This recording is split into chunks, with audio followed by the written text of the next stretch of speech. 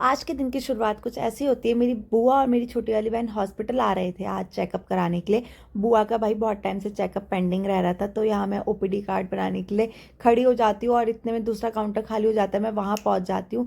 Then फिर हम investigations करवाने चले जाते हैं। इन्वेस्टिगेशंस तो बहुत टाइम पे आती है। इतने में मैंने भाई अपना आपको भी ऑर्थो में दिखा दिया। दैन फिर हम रूम पे आ गए क्योंकि 4 बजे तक इन्वेस्टिगेशंस आनी थी और 1 डेढ़ बज गया था भाई साहब हमें, क्योंकि 12 बजे के टाइम पे तो ये लोग आए थे। ठीक है, उसके बाद हमने फिर कुछ बना लिया जैसे कि मैगी, और क्या बनाएंगे।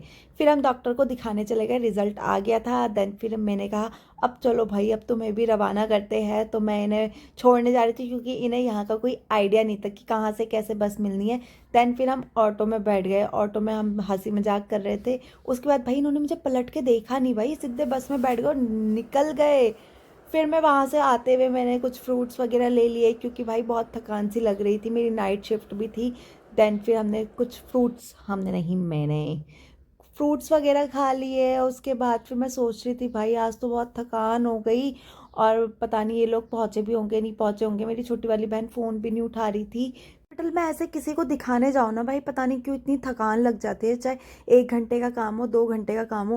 वैसे आज तो ये लोग 12 बजे आ गए थे और हम 4:30 बजे जाके, मैं तो रूम पे 5:30 बजे आई हूँ क्योंकि मैं तो इन्हें छोड़ के वापस आई थी सामान वगैरह लेके। ठीक है, तो इतनी थक लग जाती है। फिर मेरी नाइट शिफ्ट भी थी, मैं कि भाई तू अब फटाफट यही खा ले क्योंकि दिन में तो खाना खाया ही नहीं था, दिन में मैगी खाई थी। और फिर थोड़ी देर रेस्ट कर ले, उसके बाद फिर नाइट शिफ्ट भी जाना है। बाय।